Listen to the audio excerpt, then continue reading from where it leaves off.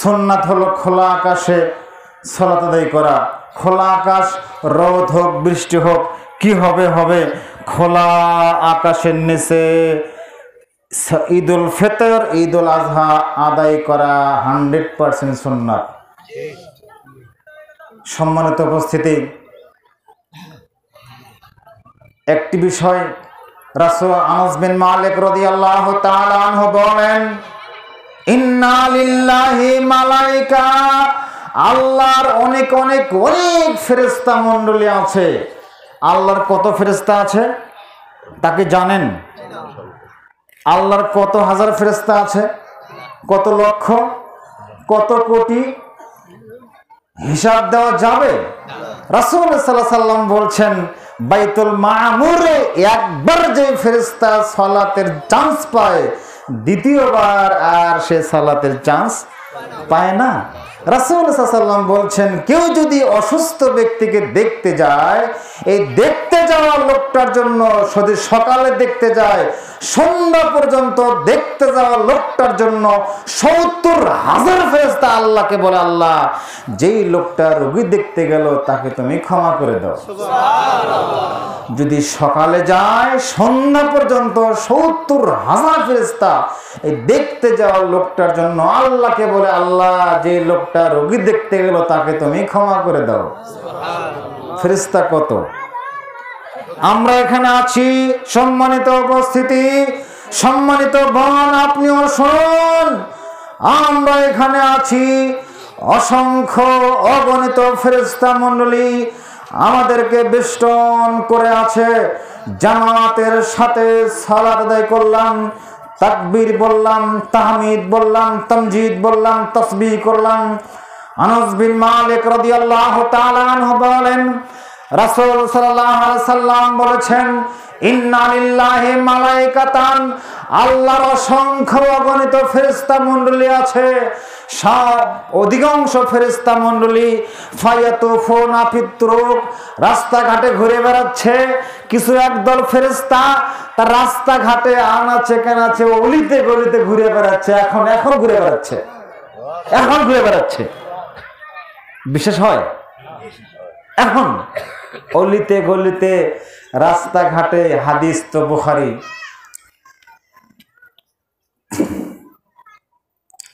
তারা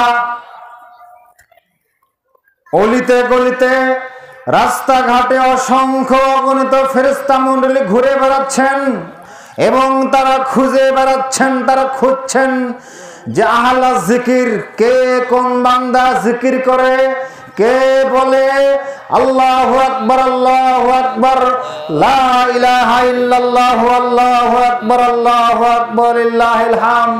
এই জিকির আজকার কোথায় হয়? সুবহানাল্লাহ, আলহামদুলিল্লাহ, আল্লাহু আকবার, লা ইলাহা ইল্লাল্লাহু, আল্লাহু আকবার। এই জিকির কোথায় হচ্ছে? লা ইলাহা ইল্লাল্লাহু ওয়াহদাহু লা শারীকা লাহু, লাহুল মুলকু ওয়া লাহুল হামদু ওয়া আলা কুল্লি শাইইন কাদির। এরকম জিকির আজকার যেখানে যারা পড়ে, ফেরেশতাগণ ইলতামিসুনা আহলা জিকির, জিকিরকারীদেরকে ফেরেশতারা তালাশ করে, খুঁজে বেড়ায়, মোড়ে মোড়ে ঘাটে ঘাটে খুঁজে বেড়ায়। এরপর قال الله سبحانه وتعالى للملائكة, আল্লাহ সুবহানাহু ওয়া তাআলা ফেরেশতাদেরকে জিজ্ঞেস করছেন, হে ফেরেশতা মণ্ডলী, আমার বান্দারা ওখানে কি করে, আমার বান্দারা ওখানে কি করছে? ওহু আলাম, অথচ আল্লাহ ভালো জানেন আমরা কি করছি। তারপরও আল্লাহ জিজ্ঞেস করেন ফেরেশতাকে, আমার বান্দারা ওখানে কি করে? তখন ফেরেশতারা বলে, ইউকাব্বিরুনাকা, আল্লাহ তারা তোমার তাকবীর পড়ে, ওয়া ইউসাব্বিহুনাকা, তারা তোমার তাসবিহ পড়ে, সুবহানাল্লাহ বলে। তারা বলে আল্লাহু আকবার, আল্লাহু আকবার, লা ইলাহা ইল্লাল্লাহু, আল্লাহু আকবার, আল্লাহু আকবার, ওয়ালিল্লাহিল হামদ, ওয়া ইউমাজ্জিদুনাকা, আল্লাহ তারা তোমার মর্যাদা বর্ণনা করে, ওয়া ইউসাব্বিহুনাকা, ওয়া ইউকাব্বিরুনাকা, তারা তোমার তাসবিহ পড়ে, তাকবীর পড়ে, মর্যাদা বলে, একাত্মবাদ ঘোষণা করে। তখন আল্লাহ সুবহানাহু ওয়া তাআলা ফেরেশতাদেরকে বলেন, হাল তারাউনি, হাল এরাউনি, তারা কি আমাকে দেখেছে? কে বলেন? আল্লাহ বলেন ওই বস্তল এলাকার লোকেরা আমাকে দেখেছে? ফেরেশতারা বলেন না ইয়া রাসূলুল্লাহ, ইয়া আল্লাহ সুবহানাহু ওয়া তাআলা, তোমার ইজ্জতের কসম, তারা তো আপনাকে দেখেনি। যদি তারা আমাকে দেখতো তাহলে কেমন ইবাদত করত, কেমন জিকির করত? তাহলে রব্বাতান ওয়াশাদ্দু যিকরান, তাহলে বেশি বেশি জিকির করত, তাকবীর বেশি বলতো, সুবহানাল্লাহ বেশি বলতো, আল্লাহু আকবার বেশি বলতো। এই ফেরেশতারা, তারা কি জন্য এখানে এসেছে? তারা কি চায় বলো? ওহু আলাম, অথচ আল্লাহ ভালো জানেন। এরপর ফেরেশতারা বলছে আল্লাহ ওরা জান্নাত চায়। ওরা কি চায়? আমরা জান্নাত চাই। ওরা কি চায়? জান্নাত চায়। ওরা কি জান্নাত দেখেছে? লম্বা হাদিস সংক্ষেপে বলছি, এবারত বলার সুযোগ নেই। ওরা কি চায়? জান্নাত চায়। জান্নাতে তারা দেখেছে? না, দেখেনি। দেখতো তাহলে কি করতো? দেখলে তারা জান্নাত পাওয়ার জন্য জীবন দিত, জান্নাত পাওয়ার জন্য তারা উদ্গ্রীব হতো, জান্নাত পাওয়ার জন্য আগ্রহ বেড়ে যেত। হে ফেরেশতা মণ্ডলী, ওরা কি থেকে বাঁচতে চায়? ওরা জাহান্নাম থেকে বাঁচতে চায়। তাই ওরা কি জাহান্নাম দেখেছে? না, দেখিনি। জাহান্নাম দেখলে কি করতো? তা হয় আসাধ্য ফেরারান, তাড়াতাড়ি জাহান্নাম থেকে রক্ষা পাওয়ার চূড়ান্ত চেষ্টা করত। জাহান্নাম দেখলে ওরা জাহান্নাম থেকে পালিয়ে বেড়াতো, জাহান্নাম দেখলে ওরা জাহান্নাম থেকে পালিয়ে চলে যেত। ওরা জাহান্নাম দেখেনি, তাই তো ওরা পালায় না। বলছিলাম পরের বাক্যে আল্লাহ সুবহানাহু ওয়া তাআলা বলছেন তারা কি চায়। লম্বা হাদিস শেষের অংশে আল্লাহ সুবহানাহু ওয়া তাআলা বলছেন ফেরেশতাদেরকে, হে ফেরেশতা মণ্ডলী, উপস্থিত যারা আল্লাহর জিকির আজকার করছে, ফাইন্নাহুম মাগফুরুন, আমি তাদের সকলকে ক্ষমা করে দিলাম। আমি তাদের সকলকে ক্ষমা করে দিলাম। তখন একজন ফেরেশতা আপিল করলো, একজন ফেরেশতা আপিল করে বলল, আল্লাহ ওই যে একজন লোক তো আসলে জিকির করার জন্য আসেনি, এমনি দেখার জন্য আসছে, ও তো অন্য কাজে আসছে, এখানে সামিল হয়ে গেছে, ও কি ক্ষমা পাবে? তখন আল্লাহ বললেন যে সবগুলো লোকদের ওসিলায় তাকে ক্ষমা করে দেওয়া হবে। আমরা যদি এখানে এসে বলেন তো, যদি আল্লাহর ক্ষমা পেয়ে যায় এর চেয়ে বড় কিছু আছে? টাকা দিয়ে ওখানে ক্ষমা পাওয়া যাবে? সম্পদ দিয়ে ওখানে ক্ষমা পাওয়া যাবে? সোনার গায়ের মানুষ অনেক সোনা আছে, তাই না? মণি মুক্তা হীরা মণি অনেক সম্পদ আছে আপনাদের, এই সম্পদ দিয়ে কি মুক্তি হবে? আল্লাহু আকবার। সম্মানিত উপস্থিতি, রাসূল সাল্লাল্লাহু আলাইহি ওয়াসাল্লাম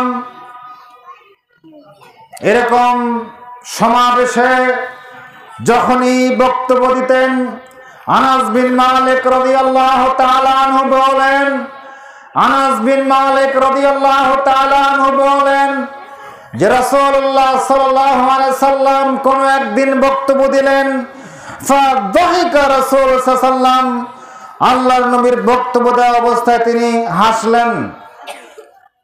হাসলেন। ক্বালা, তিনি বললেন, হাল তাদরুনা মিম্মা আযহাক, সঙ্গী সাথীরা আমি কথা বলার সময় কেন হাসলাম তোমরা কি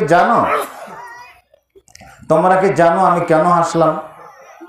ক্বালু, সাহাবা কেরাম বলছে, রাসূলুল্লাহ আল্লাহু ওয়া রাসূলুহু আলাম, আল্লাহ এবং রাসূলই ভালো জানেন আপনি কেন হাসলেন।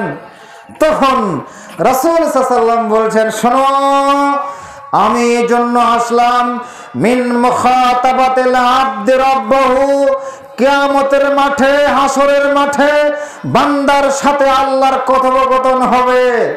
আল্লাহ তার বিচার এজলাসে থাকবেন, বান্দা তার কাঠগড়ায় দাঁড়াবে।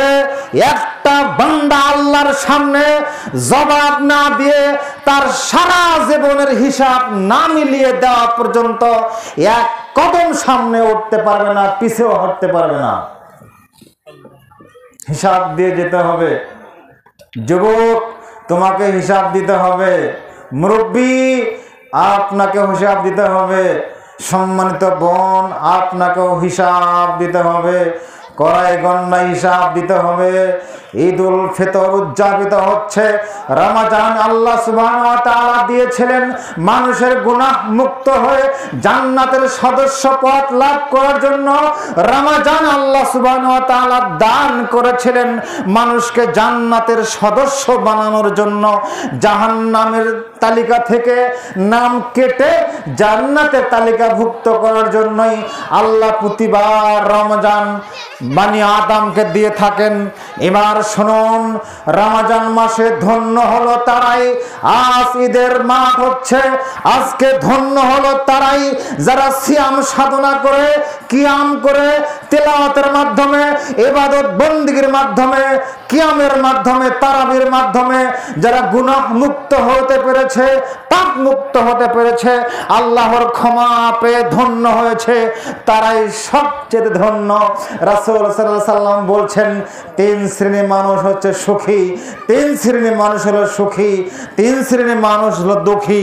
এক শ্রেণীর মানুষ হলো যারা রমজান পাওয়ার পরও নিজেকে পাপ মুক্ত করতে পারলো না, রমজান পাওয়ার পরও নিজেকে গুনাহ মুক্ত করতে পারলো না। রাসূল বলছেন ও হলো সবচেয়ে হতভাগা। যে ব্যক্তি বাপ মাকে পাওয়ার পরেও বাপ মার খেদমত করে জান্নাত অর্জন করতে পারলো না, এ হলো সবচেয়ে হতভাগা।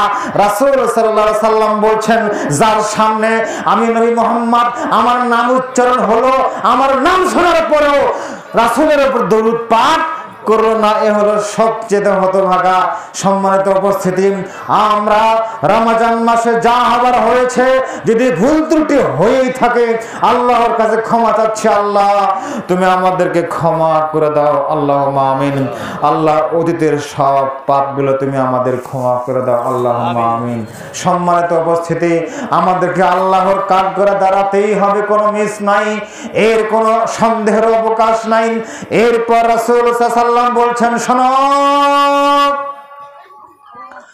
আমি বক্তব্য চলাকালীন সময়ে হাসলাম এজন্য, মিন মুখাতাবাতিল আবদি রাব্বাহু, বিচারের মাঠে আল্লাহ সুবহানাহু ওয়া তাআলা আর বান্দার সাথে কিছু কথোপকথন হবে।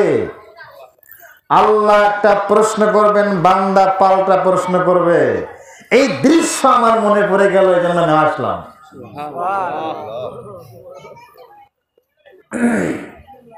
বান্দা বলবে, আলাম তুজিরনি মিনাজ জুলমে, আলাম তুজিরনি মিনাজ জুলমে। বান্দা আল্লাহকে বলবে, আল্লাহ তুমি কি ওয়াদা করনি যে দুনিয়াতে আমি কখনো জুলুম করব না? আল্লাহ তুমি কি আমাকে ওয়াদা করনি যে আখিরাতে কিয়ামতের মাঠ, আজ হাসরের মাঠ, আমি তোমাদের প্রতি জুলুম অবিচার করব না? আল্লাহ তুমি কি এই ওয়াদা দাওনি? তখন আল্লাহ বলবেন, হ্যাঁ আমি তো এই ওয়াদা দিয়েছিলাম, আমি কার প্রতি জুলুম অবিচার নেই বিচার করব। আপনার প্রতি আল্লাহ জুলুম করবেন কিয়ামতের মাঠে? করবেন? দুনিয়াতে করেছেন? জুলুম করেছেন? এরপর রাসূল সাল্লাল্লাহু আলাইহি ওয়াসাল্লাম বলছেন যে আল্লাহ বলবেন, ফায়াকুল রব, আল্লাহ সুবহানাহু ওয়া তাআলা বলবেন, আজ কোন মানুষের কোনো অবিচার করতে পারবে না। আজ কিয়ামতের মাঠ কোন মানুষের কোনো উপকার করতে পারবে না।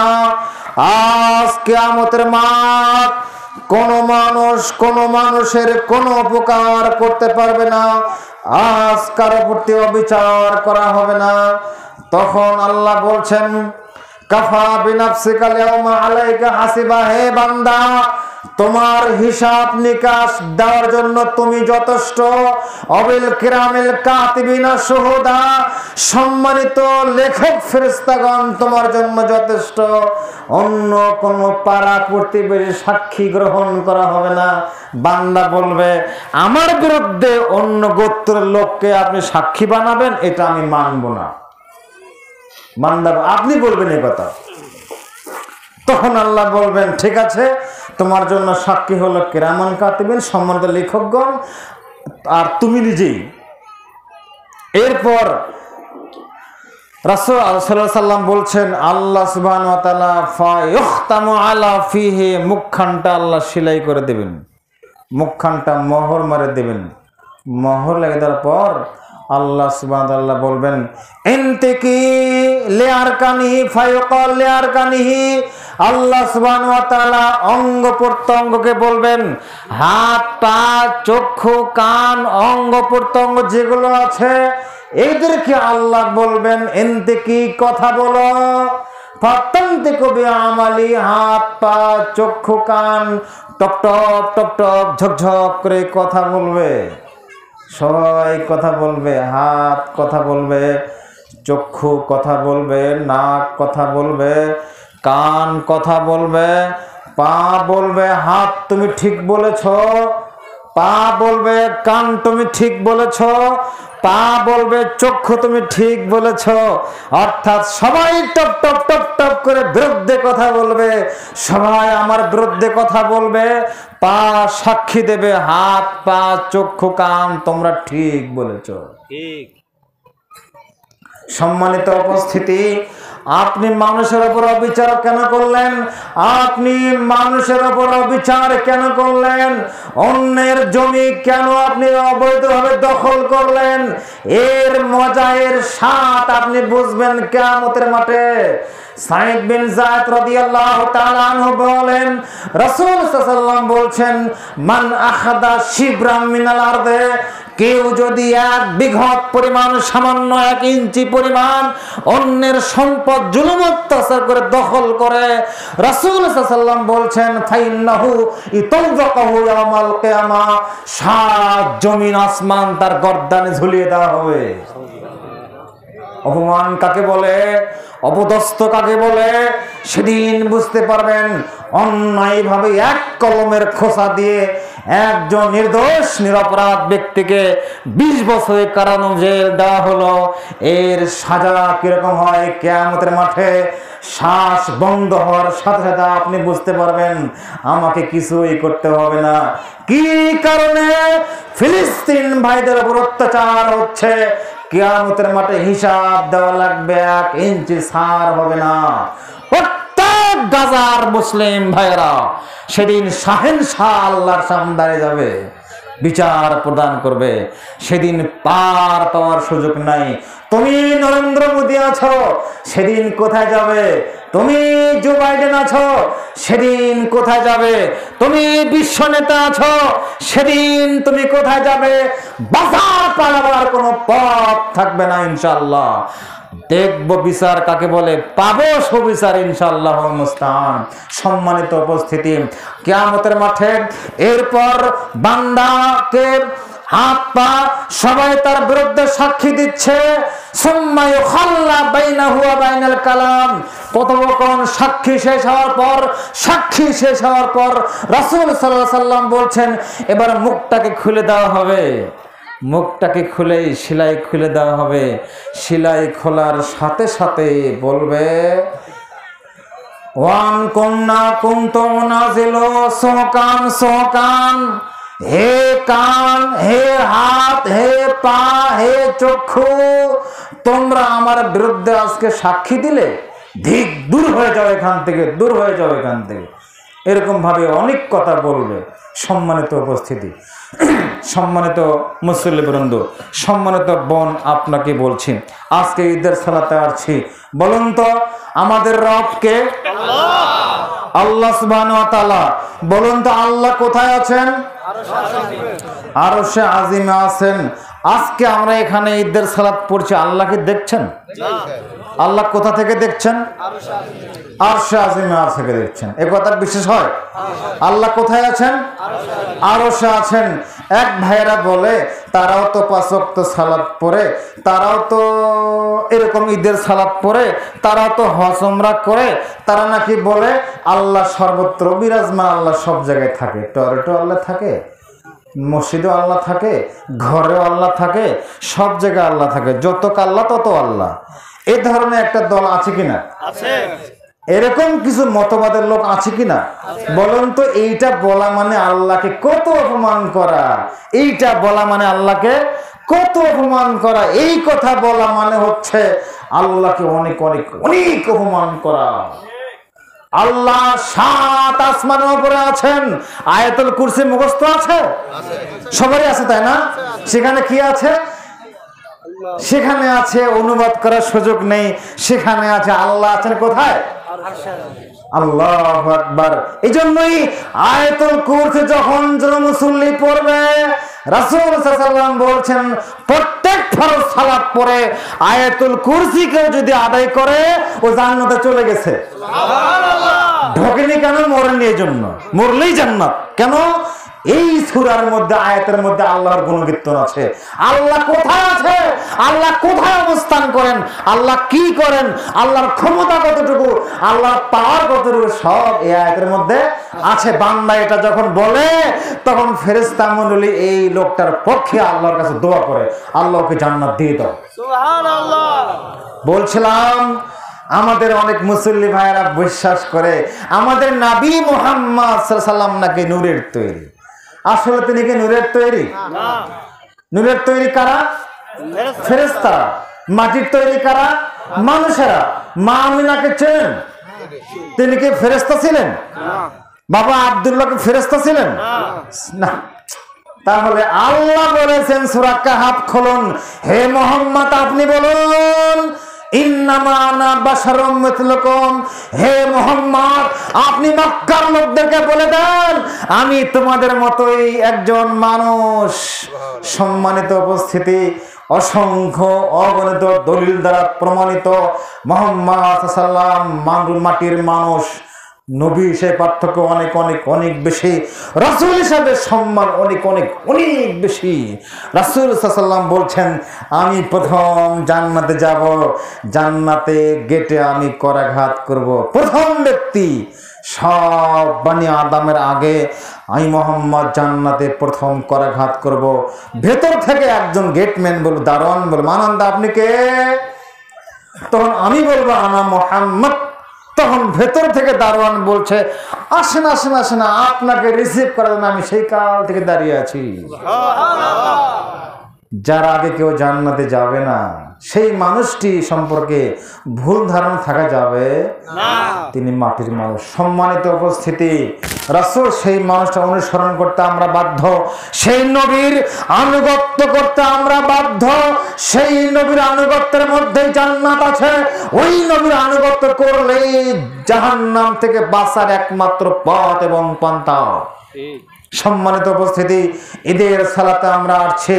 রাসূল সাল্লাল্লাহু আলাইহি ওয়াসাল্লাম ঈদের সালাত পড়েছেন আয়েশা সিদ্দিকা রাদিয়াল্লাহু তাআলা আনহা থেকে, আয়েশা রাদিয়াল্লাহু থেকে, আব্দুল্লাহ ইবনে আমর ইবনে আস রাদিয়াল্লাহু তাআলা থেকে, আব্দুল্লাহ ইবনে উমর রাদিয়াল্লাহু থেকে, আবু হুরায়রা থেকে, এই সব সাহাবী মিলে 152টি হাদিস আসছে 12 তাকবীরে সালাত আদায় করতে হবে।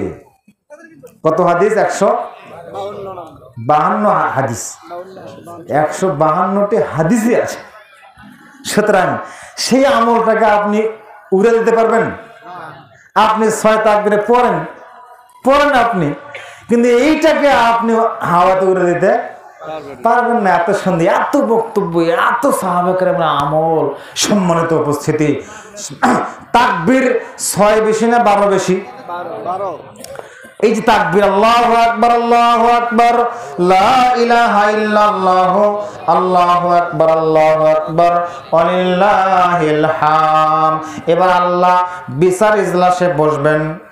আদি ইবনে হাতেম রাদিয়াল্লাহু তাআলা আনহু বলেন, আদি ইবনে হাতেম রাদিয়াল্লাহু তাআলা আনহু বলেন যে রাসূলুল্লাহ সাল্লাল্লাহু আলাইহি সাল্লাম বলছেন যে বান্দা যখন আল্লাহর সামনে দণ্ডায়মান হবে, বান্দা যখন আল্লাহর সামনে হাজির হবে, ফাইদা নাদারা আইমানা মিনহু, বান্দা যখন ডান দিকে তাকাবে কিয়ামতের মাঠে, বান্দা যখন ডান দিকে তাকাবে, তাকিয়ে দেখবে ফালা ইয়ারা ইল্লা মা কদ্দামা মিন আমালিহি, ডান দিকে তাকিয়ে তার সারা জীবনের আমল ঝকঝক ঝকঝক করে দেখতে পাবে। সুবহানাল্লাহ।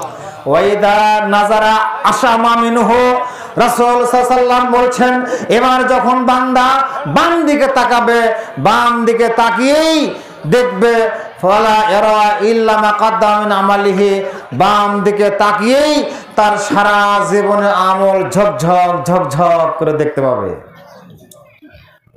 সারা জীবন আমল দেখবে। ওয়ালা ওয়া ইয়ানজুরু আইমানা মিনহু, বান্দা যখন সামনের দিকে তাকাবে, বান্দা যখন সামনের দিকে তাকাবে, তাকিয়ে তার সারা জীবনের আমল দেখবে, সামনে তাকাবে তখন জাহান্নাম দেখতে পাবে। কি দেখতে পাবে? জাহান্নাম দেখতে পাবে। বান্দা যখন সামনের দিকে তাকাবে তখন জাহান্নাম দেখবে। এই বাক্য উচ্চারণ করার সাথে সাথে রাসূল সাল্লাল্লাহু আলাইহি ওয়াসাল্লাম বলছেন, ফাত্তাকুন নারা ওয়ালাউ বিশিক্কি তামরাতিন, হে দুনিয়ার মানুষেরা, তোমরা একটা খেজুরের বিনিময়ে হলেও জাহান্নাম থেকে নিজেকে রক্ষা করো। তোমরা জাহান্নাম থেকে নিজেকে রক্ষা করো একটা খেজুর দান করে হলেও। হে পৃথিবীর মানুষেরা, একটা খেজুর দান করে হলেও তোমরা জাহান্নাম থেকে নিজেকে রক্ষা করো। জাহান্নামের শাস্তি কেউ সহ্য করতে পারবে না, সম্ভব নয়। আবু হুরায়রা রাদিয়াল্লাহু তাআলা আনহু বলেন, রাসূল সাল্লাল্লাহু আলাইহি সাল্লাম বলছেন, কিয়ামতের মাঠে আল্লাহ সুবহানাহু ওয়া তাআলা বলবেন, ফায়ুকাল লিআহওয়ানি আহলিন নার আযাবান, কিয়ামতের মাঠে জাহান্নামের সবচেয়ে নিম্নমানের শাস্তি যাকে প্রদান করা হবে, জাহান্নামের ভিতরে যাকে সবচেয়ে হালকা শাস্তি প্রদান করা হবে, এই লোকটাকে আল্লাহ বলবেন। কে বলবেন? আল্লাহ। আল্লাহ বলবেন জাহান্নামের ভিতরে সবচেয়ে হালকা শাস্তি বলেন তো কাকে দেওয়া হবে? রাসূল সাল্লাল্লাহু আলাইহি ওয়াসাল্লাম বলছেন যে ইয়াগলি মিনহুমা দিমাগুহু ফালাহু নালাইনে ফি রিজলিহি, যার পায়ে দুটা জুতা থাকবে আগুনের, যেই লোকটার পায়ে দুইটা আগুনের জুতা থাকবে, পায়ে দুইটা আগুনের জুতা থাকার কারণে তার পুরো শরীর ঝলসে যাবে এবং মাথার মগজগুলো টকবক টকবক করে ফুটন্ত পানির মতো মগজগুলো টকবক টকবক করবে। জ্বলন্ত উত্তপ্ত আগুনের জুতা পরিধান করার কারণে এই লোকটাকে জিজ্ঞাসা করা হবে, আল্লাহ স্বয়ং নিজে জিজ্ঞাসা করবেন। জাহান্নামের সবচেয়ে হালকা শাস্তি প্রাপ্ত ব্যক্তি এই লোকটাকে আল্লাহ জিজ্ঞাসা করবেন, হে জাহান্নামী ব্যক্তি, একটা জবাব তুমি আমাকে দাও। লাউ আন্না লাকা মা ফিল আরদি জামিআন, সারা পৃথিবীর যত সম্পদ আছে, ভূপৃষ্ঠে ভূগর্ভে যত সম্পদ আছে, সব সম্পদের মালিক যদি তোমাকে বানানো হয়, সব সম্পদ দিয়ে হলেও কি তুমি জাহান্নাম থেকে বাঁচতে চাইবে? এই লোকটাকে বলা হবে, সব সম্পদের মালিক তুমি, আসমান জমিন যত সম্পদ আছে সব সম্পদের মালিক তুমি। তোমাকে যদি বলা হয় আর তাফতাদি বিহি, তুমি সব সম্পদের বিনিময় হলেও কি এই জাহান্নামের এই শাস্তি থেকে বাঁচতে চাইবে? তখন কলা, এই লোকটা বলবার নাম, হ্যাঁ আল্লাহ, সম্পদ দিয়ে আমি কি করব, আমি সব সম্পদ দিয়ে হলেও আমি এই শাস্তি থেকে বাঁচতে চাই। তখন আল্লাহ সুবহানাহু ওয়া তাআলা বলবেন, ইয়া ইবনা আদম, হে আদম সন্তান, আমি তো দুনিয়াতে এমন কিছু তোমার কাছে চাইনি, আমি এত বড় সত্য আমি তোমাকে দেইনি, আমি তোমাকে দুনিয়াতে কখনো বলিনি তোমার স্থাবর অস্থাবর সব সম্পত্তি আমাকে দিয়ে দাও, আমি তোমাকে জাহান্নাম থেকে রক্ষা করব, আমি তোমাকে জান্নাত দিয়ে দেব, এত বড় সত্য আমি দুনিয়াতে তোমাকে দেইনি। আমি তোমাকে বলিনি তোমার সব সম্পদ আমাকে দাও, আমি তোমাকে জান্নাত দেব, এত কঠিন শর্ত আমি তোমাকে আরোপ করিনি। তবে শুনে রেখো, আমি একটি কথা বলেছিলাম, হে আদম সন্তান, আমি একটি কথা তোমাকে বলেছিলাম, ও আওয়ানু মিনহা, যে শর্তটা এর চেয়ে অনেক অনেক অনেক হালকা, সেটি হলো আমি বলেছিলাম, আমি তোমাকে বলেছিলাম, ওয়াবুদুনি, আমার ইবাদত করো, ওয়ালা তুশরিক বিশাইয়া, আমার সাথে কাউকে শরীক করো না। আমি একটি কথা বলেছিলাম, আমার সাথে কাউকে শরীক করো না। সন্তান দেওয়ার মালিক আমি, রিজিক দেওয়ার মালিক আমি, চাকরি দেওয়ার মালিক আমি, রোগ থেকে মুক্তি দেওয়ার মালিক আমি, সব আমি আল্লাহ দিতে পারি, তবে আমারই ইবাদত করো, বা ইবাদত নাও করো, তবে শিরক করো না। আমি এটা বলেছিলাম, তুমি এটাই করোনি। আনাস বিন মালিক রাদিয়াল্লাহু তাআলা আনহু বলেন, রাসূল সাল্লাল্লাহু আলাইহি ওয়াসাল্লাম বলছেন, ইয়া ইবনে আদম, হে আল্লাহ সুবহানাহু ওয়া তাআলা বলবেন কিয়ামতের মাঠে, আল্লাহ কিয়ামতের মাঠে ডাক দিয়ে বলবেন, আল্লাহ এরকম কিয়ামতের মাঠে অগণিত মানুষের উদ্দেশ্যে বক্তব্য দিবেন। আল্লাহ বলবেন, ইয়া ইবনে আদম, হে আদম সন্তানেরা, মা দাওতানি ওয়া রাজাউতানি গাফারতু লাকা আলা মা কানা মিনকা। হে বানি আদম, তোমরা আমার কাছে চাও, আমার কাছে দোয়া করো, আশা রাখো, গাফারতু লাকা আলা মা কানা মিনকা, তোমার যত পাপ থাক না কেন আমি তোমার সব পাপকে ক্ষমা করে দেব। সুবহানাল্লাহ। ইয়া ইবনে আদম, হে আদম সন্তান, লাউ বালাগা জুনুবুকা আনানাস সামায়ে, তোমার পাপ যদি জমিন থেকে আসমান পর্যন্ত পৌঁছে যায়, জমিন থেকে আসমান পর্যন্ত শুধু তোমারই পাপ, আর কাউরে পাপ নাই, আমার কাছে ক্ষমা চাও, আমি তোমার সব পাপ ক্ষমা করে দেব। ইয়া ইবনে আদম, লাউ বালাগাত আনানাস সামায়ে বিকরা বিহা খাতিয়াতান, সারা জমিন ভর্তি শুধু তোমারই পাপ, এরপর লাকিতানি, আমার কাছে যখন আসবে, লা তুশরিক বি শাইআ, শিরক যদি না করো, আমি তোমার জমিন ভর্তি সব পাপকে ক্ষমা করে দেব। সুবহানাল্লাহ। সম্মানিত উপস্থিতি, এই উদাত্ত ঘোষণা আল্লাহর পক্ষ থেকে, এই উদাত্ত ঘোষণা আমরা গ্রহণ করব। হতাশা নিরাশা হওয়ার কারণ নেই, হতাশা নিরাশা হওয়ার কারণ নেই, হতাশা নিরাশা হওয়ার কারণ নেই।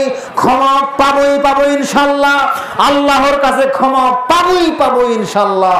অনেক ব্যক্তি আছেন, আমার তো অনেক পাপ হয়ে গেছে, সুদ ঘুষ অনেক খেয়েছি, জেনা ব্যভিচারের সাথে সম্পর্ক আছে,